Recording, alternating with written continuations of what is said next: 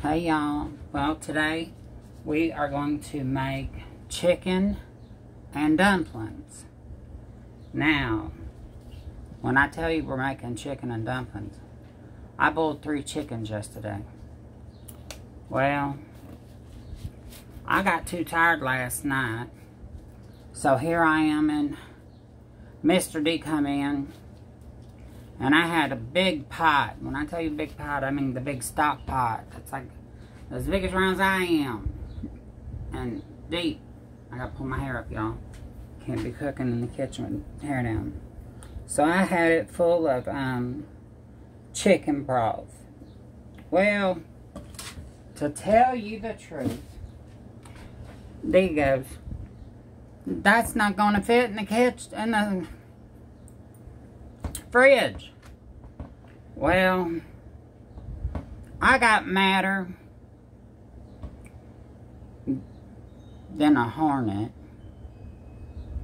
So I said, well, give me some in the canning jar. So last night I ended up canning up a bunch of chicken broth. So what I have left over, y'all, is right here in this pan. Now, I'm not going to use all that because that's a good chicken. It's a very, very thick and hearty chicken broth. Excuse me, y'all. I got to wash my hands. It's a very, very hearty chicken broth. But you always wash your hands. Wash the hands. Wash the hands. Wash the hands. I touched my hair. Wash my hands. So, it's a very, very hearty chicken broth. So, tonight, Mr. D's getting chicken and dumplings. And I don't know if he likes my chicken and dumplings. I make them so little. Because you got to get out the flour. And then, well, it calls for all-purpose flour, which means you got to add a teaspoon and a half of powder. Oh, Lord, y'all, my brain does not work. When I tell you my brain, look, let's bring y'all in here. When I tell you my brain don't work, I'm on medication, so it makes my brain fuzzy. I take gabapentin, so it makes you kind of fuzzy in the head. So I'm sitting here and I'm like, well, what am I going to do? Well, so I put this chicken up yesterday, but I didn't pick it all apart. So I got to put on my rubbers because I ain't touching no chicken. No, I ain't doing it. I always wear gloves if I'm touching anything that has to do with meat, because I don't want a bacteria coming at me or cross whatever. You know, all those big words that scientists use. Yeah, I don't want that. So, I got my gloves on. And I need a pan. Oh, I need a pan. So, that girl got her a pan.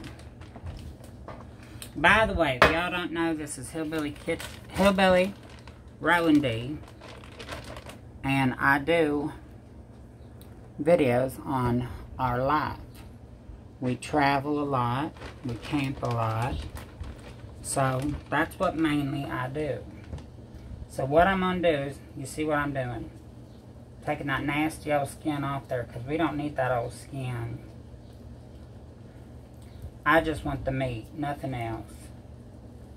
Now, I boiled these chickens enough to, and you want to make sure there's no bone in them at all. So I'm going to do this one and get this one done. And after that, I'll be back, because I'm sure y'all don't want to sit here watching me pick apart chickens. I don't like that red stuff either. I don't care what they say, that's nasty. I'm a hillbilly, but I'm a different hillbilly because I'm a picky hillbilly. Oh, my sister come down today, y'all. Yep, peace be still. That's what she goes by.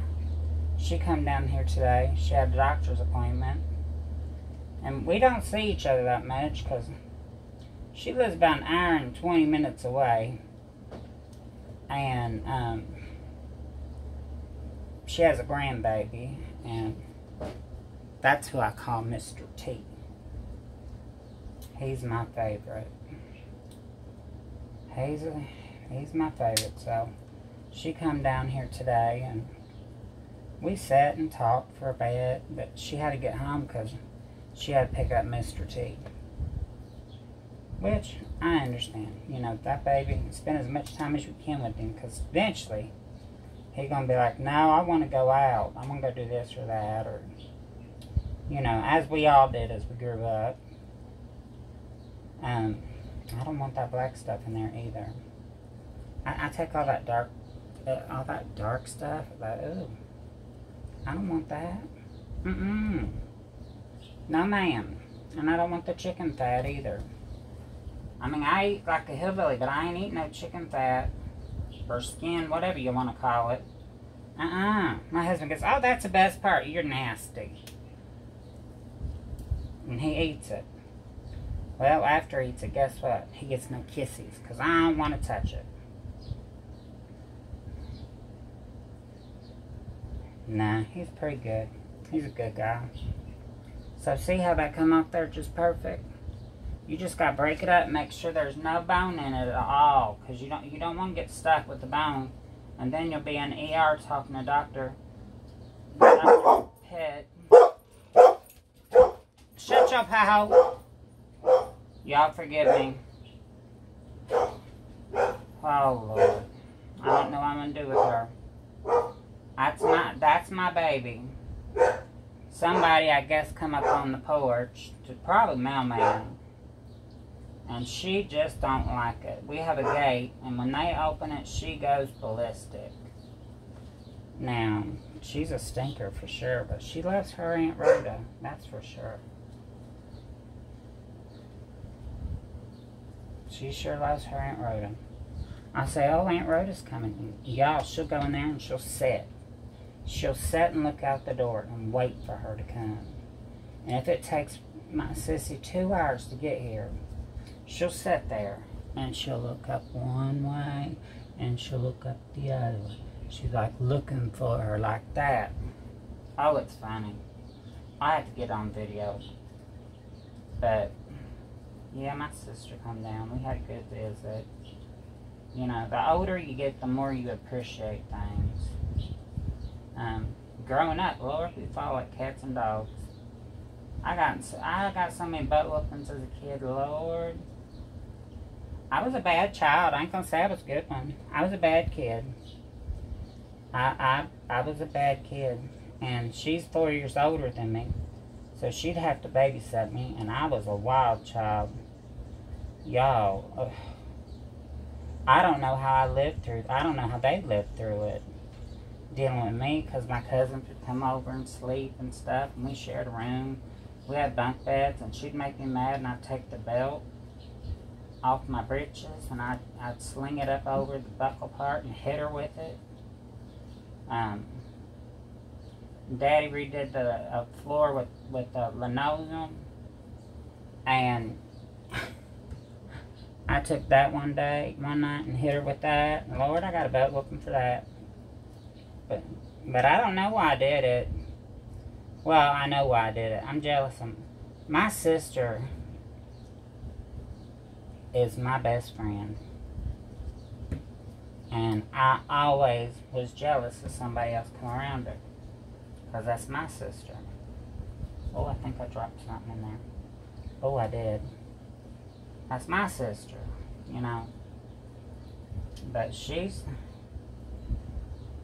the best sister anybody could ask for. If I'm in the hospital, she'll come and stay with me while Mr. D's at work, and then Mr. D comes in after she does, so she can go home.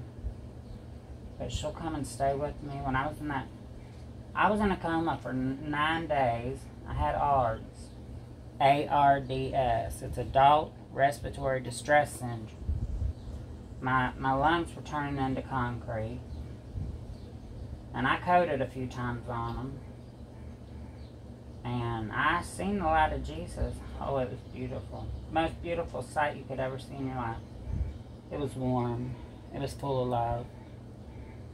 I didn't see nobody's faces, but I knew that was family around me. You know, and just that in itself. But I heard this big voice say, you're not ready. So when that voice said, I'm not ready, I turned around, and there is Mr. D looking at me with his hands held out waiting for me. Now, I'm not lying. I was. They thought I was going to die.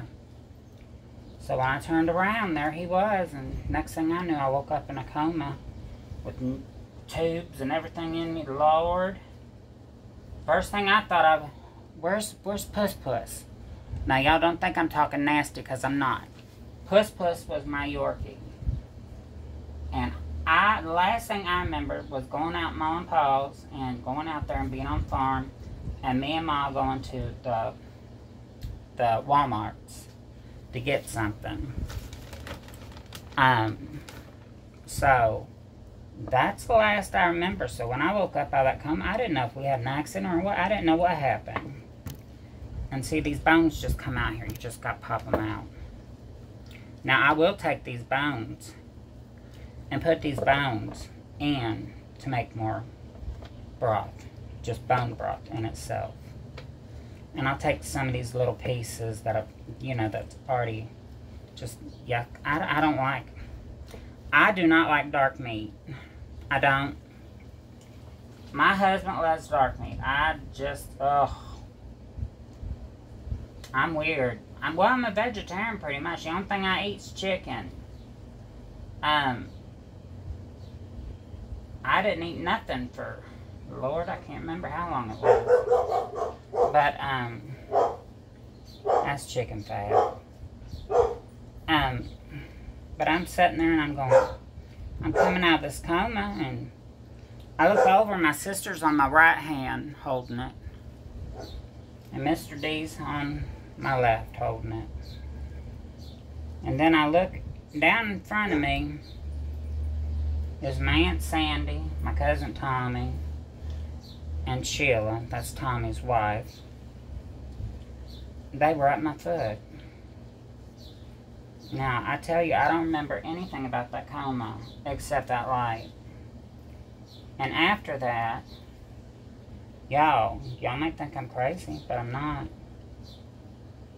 I seen people walking that wasn't there. I seen the dead come out of the wall. I seen old nurses that were Catholic, because it was a Catholic hospital. The old Catholic nurses still in the habit and in their uniforms back when, you know, they had to wear that. Now nuns don't have to do that. But I looked over, and my room was all the way in the back, I think, because when I looked over, there wasn't another room there. But there was a stairway that went up into the sky. That's all I seen. And y'all, my husband thought I was crazy. Called the nurse. She said, oh, that's from the that's normal. Well, we had a friend that we went to church with as kids. His name was Thurman. And he was 3 rooms down, and I didn't know. And he was in a, he was being kept on life support. And all of a sudden he showed up at my bedside. And I looked at my sister. She looked at me. And he said, I gotta go do what I gotta do, but you're gonna be okay. And he went off like he just went off. It wasn't into like a magical light or a fixture hanging from the wall. He just went off, and about that time I looked at my sister and I said, you better go check on Tammy and Barb and Jeff and Debbie, because that was his kids. And I know his ex-wife was there too, because even though they divorced, they stayed social because of the kids. But yeah, that happened in February of 2014. And since then, I can see stuff that a lot of people don't, that some people want to. And they're like, well, you know, I wish I could see what, no, you don't. Because you see the truth of people. No, when I tell you the truth, and people say, well, spirits don't lie. Oh, yes, they do. Yes, they do. If a spirit wants something that you got, and if you're on one of those Ouija boards or Ouija boards, and you say, oh, well, are you Captain Kangaroo? They're going to come through and say, yeah, just to come through. Spirits lie. But,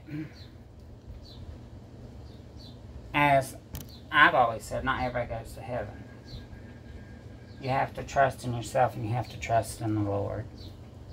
You have to put God in your life and put Him first and foremost.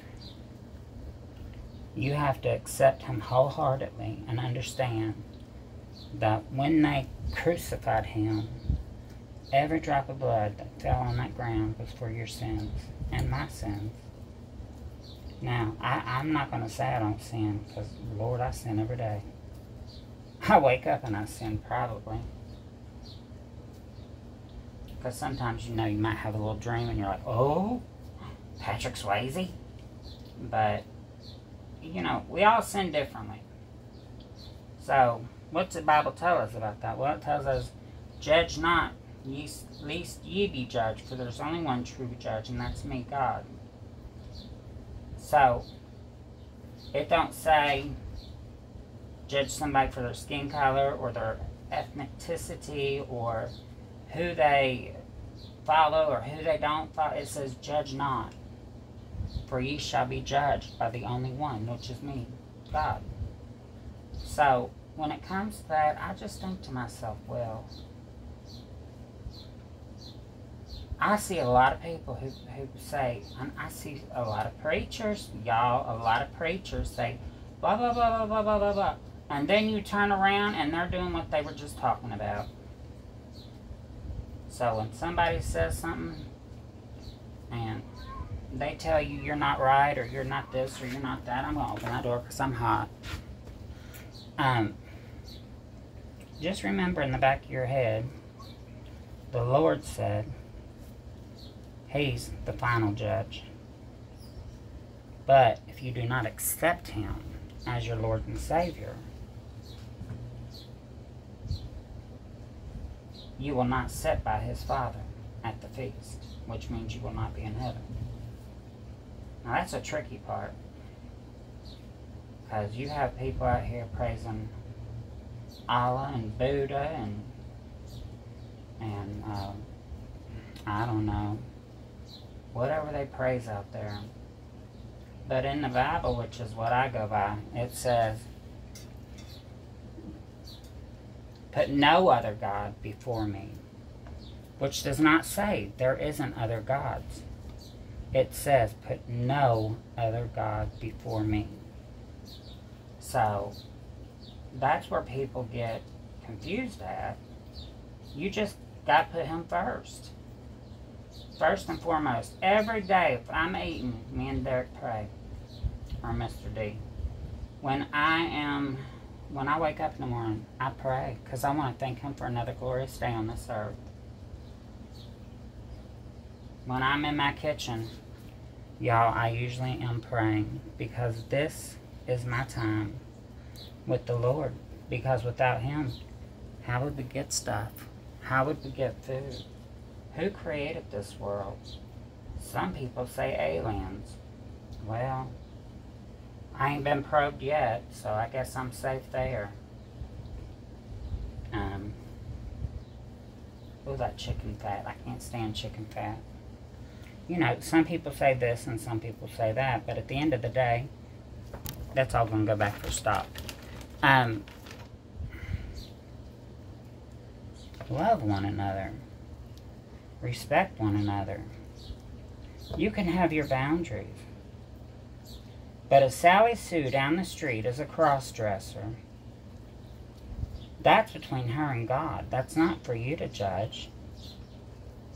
You just have to love her. Because the more you love on her, the closer you're going to bring her to Savior and salvation. I had a lot of gristles. That's why they were on sale. But I've had families say, "Oh, you're Catholic. Well, God can still give you time. You still have time to, change." It doesn't matter if I'm Catholic, Christian, Jehovah's Witnesses. At the end of the day, I'm saved. And I know I'm saved. And I know I'm going to heaven. And I believe in Jesus.